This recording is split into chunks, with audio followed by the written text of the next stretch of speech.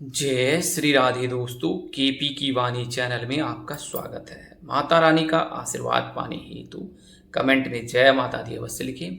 वहीं अगर आप महाकाल के भक्त हैं तो कमेंट में हर हर महादेव अवश्य लिखें।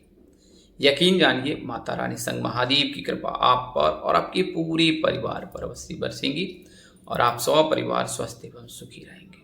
दोस्तों, आज की वीडियो में आपको मेष राशि के जातकों के साल 2027 में किस प्रकार से विवाह के योग बन रहे हैं उसकी जानकारी दूंगा और यह जानकारी आपको विस्तार पूर्वक देने की कोशिश करूंगा। उससे पहले मैं आपको बता दूं कि अगर आपको आपकी चंद्र राशि ज्ञात है तो आप कमेंट कर हमें अपनी चंद्र राशि बताएं। हम आपको यह जानकारी देंगे कि आपकी शादी के योग किस वर्ष तक बन रहे हैं। आइए वीडियो की शुरुआत करते हैं। मेष राशि के जातकों के लिए साल 2027 कैसा रहने वाला है, तो जनवरी से लेकर जून तक तो जो है प्रथम चरण चलेगा। 3 जून 2027 को जो है दूसरा चरण शुरू हो जाएगा, क्योंकि शनिदेव आपके लग्न भाव में विराजमान हो जाएंगे तो आप पर दूसरा चरण शुरू हो जाएगा। गुरु जो है 1 से लेकर 25 तक जो है आपके पंचम भाव को देखेंगे और उससे पूर्व जो है ये षष्ठ भाव को देखेंगे। उसके बाद ये षष्ठ भाव को देखेंगे और फिर 25 जून से लेकर जो है 25 नवंबर तक जब गुरु पुनः जो है सिंह राशि में गोचर करेंगे तो इनके पंचम भाव को देखेंगे। तो कुल मिलाकर देखा जाए तो अब जब गुरु की कृपा से जो है जब गुरु पंचम भाव में रहेंगे तो प्रथम जनवरी से लेकर 25 जनवरी तक आपके लिए उत्तम समय विवाह के लिए। उसके बाद 26 जून से लेकर 26 नवंबर तक जब गुरु पुनः सिंह राशि में गोचर करेंगे तो वहाँ फिर आपके लिए शुभ समय रहेगा आपके विवाह के लिए। और वहीं नवंबर और दिसंबर में जब कन्या राशि में गोचर करेंगे तो उस समय में भी आपके लिए योग बनेगा। इसके अलावा जब सुखों के कारक शुक्रदेव आपकी राशि में गोचर करेंगे तो वहां पर जो है आपके लिए उत्तम समय बनेगा। साल 2027 में जब खरमास समाप्त होगा, यानी कि जब सूर्यदेव मीन राशि से निकलकर मेष राशि में गोचर करेंगे तो वहां पर फिर आपके लिए उत्तम समय रह सकता है। और शुक्र जब मेष राशि में गोचर करेंगे तो वो समय भी उत्तम रहेगा।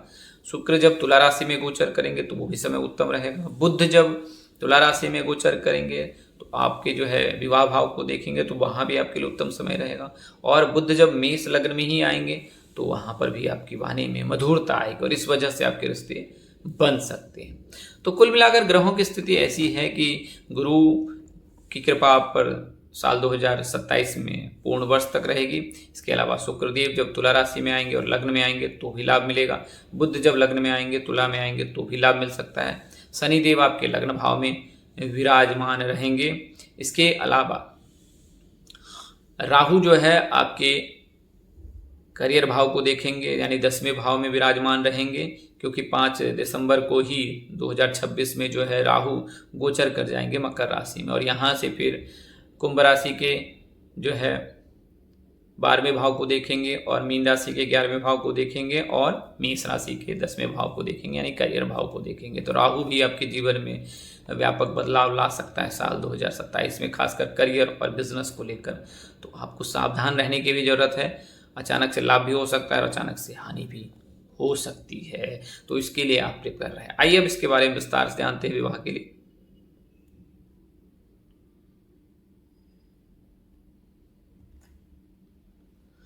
तो रिश्ता कहाँ से आ सकता है? रिश्ता अपने जानने वाले में किसी के सगे संबंधी के पैतृक स्थान से आ सकता है। आपके जिले से बाहर से कोई रिश्ता आ सकता है। मित्रों के माध्यम से रिश्ता आने की योग बन रहे हैं।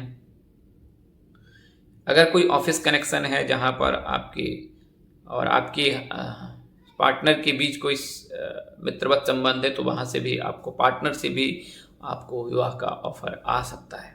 इसके अलावा साल 2027 में आपके जीवन में किसी नए व्यक्ति का आगमन हो सकता है। इसकी भी संभावना बन रही है कि कोई नया या अनजान व्यक्ति आपके जीवन में आ सकता है और वह आपका हमदम भी बन सकता है।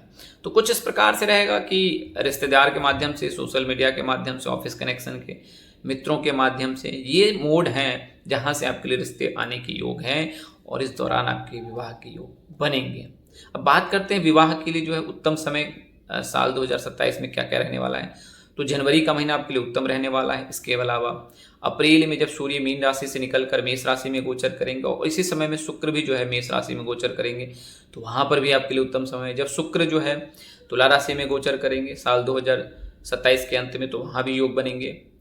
और उससे पूर्व जो है मई से लेकर जुलाई तक आपके लिए विवाह के लिए अत्यंत शुभ सहयोग बना रहा है। इसके अलावा सितंबर से लेकर अक्टूबर तक जो है ये समय रिश्ते तय होने के योग है, फिर नवंबर दिसंबर में विवाह के योग है। तो 4 चरणों में मेष राशि के जातक के विवाह के योग बन रहे हैं साल 2027 में, जनवरी के महीने में, और फिर जब सूर्य मेष राशि में गोचर करेंगे और उसी समय शुक्र भी मेष राशि में गोचर करेंगे, तो मई से लेकर जो है जुलाई महीने तक और फिर सितंबर अक्टूबर में रिश्ते तय होने के योग हैं और नवंबर दिसंबर में आपके परिणय सूत्र में बंधने के भी योग हैं। तो ये 4 चरण हैं जिन चरणों में आपके विवाह, सगाई, रिश्ते तय होने के, रोका होने के, छेका होने के योग बन रहे हैं।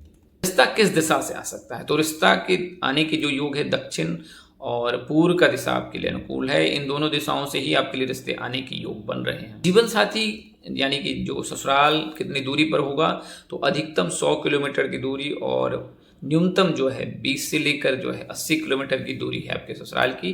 कई ऐसे जातक हैं जिनके विवाह भाव में अगर ग्रहों की स्थिति कुछ इस प्रकार से है तो अधिकतम दूरी 200 किलोमीटर या उससे अधिक हो सकती है, अगर मेष राशि के जातकों के विवाह की बात करें जीवन साथी के नाम अक्षर की, तो जीवन साथी का नाम अक्षर पी लेटर से हो सकता है, आर लेटर से हो सकता है, एम लेटर से हो सकता है। PRM नाम के जातक के साथ आपके परिणय सूत्र में बंधने के योग है।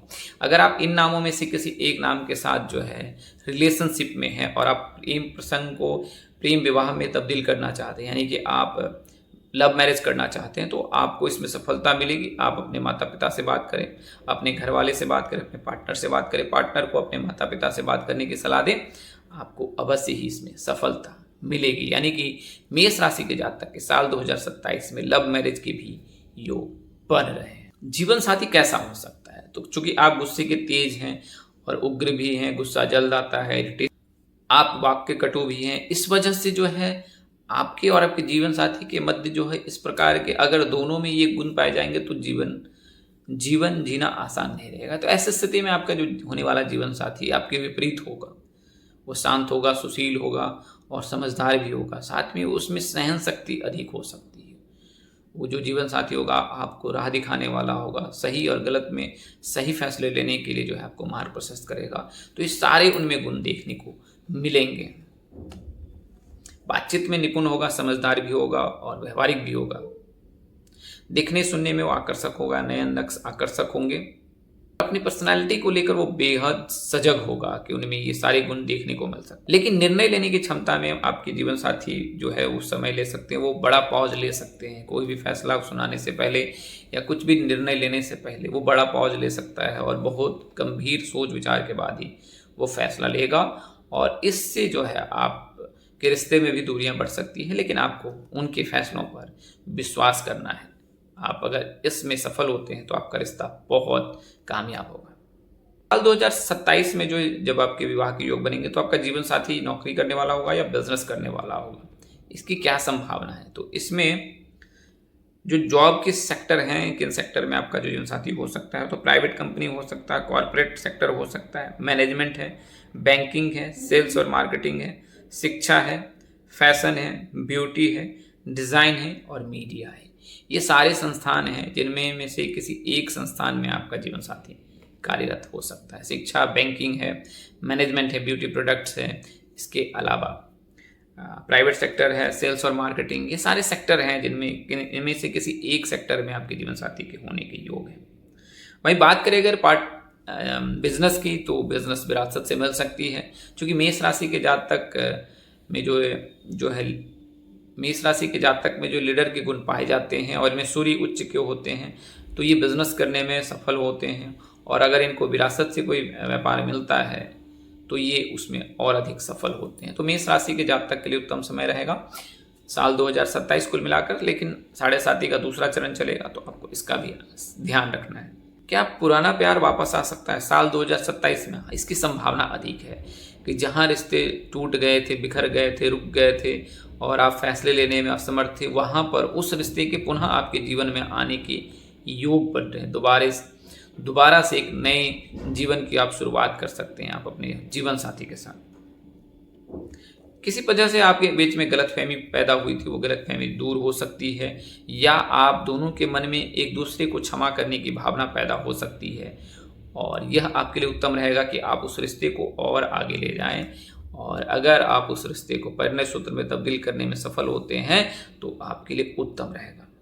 मेष राशि की शादी में सबसे बड़ी बाधा उनके गुस्से की वजह से आती है। कई बार वो फैसले जल्दबाजी में ले लेते हैं, कई बार फैसले परिवार के खिलाफ जाके ले लेते हैं, कई बार फैसले वो लेने में देरी करते हैं, कई बार फैसले ले भी लेते हैं तो सामने वाले पार्टनर के साथ उनका व्यवहार मधुर नहीं रहता है, उनकी वाणी कटु होती है और उनके साथ उनका संबंध उतना मधुर नहीं रह पाता है। तो कई कारण होते हैं जिस वजह से मेष राशि के जातक के विवाह में बाधा आती है। हालांकि मेष राशि के जातक के विवाह की योग 22 वर्ष से लेकर 27 वर्ष के मध्य है। इस दौरान इनकी शादी के योग रहते हैं और इस दौरान ये शादी परिणय सूत्र में बन जाते हैं। तो 2027 में विवाह के लिए उत्तम समय कौन सा रहेगा? तो जनवरी का महीना, मई से जुलाई का महीना, अगस्त से सितंबर, अक्टूबर का महीना ये रिश्ते तय होने के लिए, और नवंबर दिसंबर में पुनः परिणय सूत्र बनने के लिए। परिणय सूत्र में बनने के लिए जो उत्तम समय रहे वो जनवरी का महीना, मई से जुलाई का, नवंबर दिसंबर का, और अगस्त से अक्टूबर का जो महीना रहेगा उस दौरान आपके रिश्ते तय होने की, सगाई होने की, रोका और छेका होने की योग। अगर आपकी शादी में देर हो रही है तो आप भगवान शिव की पूजा करें, भगवान विष्णु की पूजा करें, आपको अवश्य ही लाभ प्राप्त होगा। तो दोस्तों आज के लिए इतना ही। आज की वीडियो मैंने आपको जो भी जानकारी दी है वह ज्योतिष, पंचांग, मान्यताओं, धर्म ग्रंथों और विभिन्न प्रकार के ज्योतिषों की सलाह के आधार पर दिया हूँ। इसको मानने, अपनाने अथवा उपयोग करने से पहले अपने नज़दीक के किसी प्रकांड पंडित अथवा ज्योतिष से संपर्क कर उनकी राय अवश्य लें, उसके बाद इन पर अमल करें। तो आज के लिए इतना ही। अगले वीडियो में फिर मिलेंगे, तब तक के लिए मुझे इजाजत दें। आप जहाँ रहें मस्त रहें, स्वस्थ रहें, व्यस्त रहें। माता रानी का असीम कृपा पर बरसती रहे। परम पिता परमेश्वर आपको सद्बुद्धि, सत्मार्ग और आगे बढ़ने की शक्ति दे। नमस्कार, जय श्री दोस्तों, जय श्री कृष्णा, जय माता दी, जय वाहिगुरु, हर हर महादेव।